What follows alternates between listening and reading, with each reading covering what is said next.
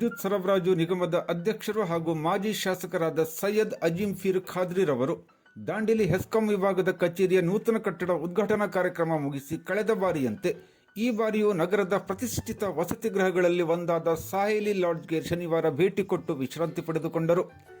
ಈ ವೇಳೆ ಸಾಹೇಲಿ ಲಾಡ್ಜ್ ಮಾಲಕರಾದ ಅಸ್ಲಂ ನಿರಲ್ಗಿ ಹಾಗೂ ದಾವಲ್ಸಾಬ್ ನಿರಲ್ಗಿ ಮತ್ತು ಸಾದಿಕ್ ಮೊಕಾಶಿ ಅವರೊಂದಿಗೆ ಸ್ವಲ್ಪ ಕಾಲ ಚರ್ಚಿಸಿ ರಾಜ್ಯ ಆಡಳಿತ ಸುಧಾರಣಾ ಆಯೋಗದ ಅಧ್ಯಕ್ಷರು ಹಾಗೂ ಹಳಿಯಾಳ್ ಕ್ಷೇತ್ರದ ಶಾಸಕರು ಆದ ಆರ್.ವಿ. ದೇಶಪಾಂಡೆರವರು ಕ್ಷೇತ್ರದಲ್ಲಿ ನಡೆಸುತ್ತಿರುವ ಸರ್ವಾಂಗೀಣ ಅಭಿವೃದ್ಧಿ ಕಾರ್ಯಗಳ ಕುರಿತು ಮುಕ್ತ ಕಂಠದಿಂದ ಪ್ರಶಂಸಿಸಿದರು.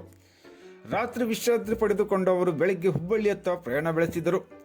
ಈ ಹಿಂದೆಯೂ ಸೈಯದ್ ಅಜೀಂ ಪೀರ್ ಖಾದ್ರಿರವರು ಕಾರ್ಯಕ್ರಮದ ನಿಮಿತ್ತ ದಾಂಡೇಲಿಗೆ ಬಂದ ಸಂದರ್ಭದಲ್ಲಿ ಸಾಹೇಲಿ ಲಾಡ್ಜ್ಗೆ ಬಂದು ವಿಶ್ರಾಂತಿ ಪಡೆದುಕೊಂಡದ್ದನ್ನು ನಾವು ಸ್ಮರಿಸಬಹುದು.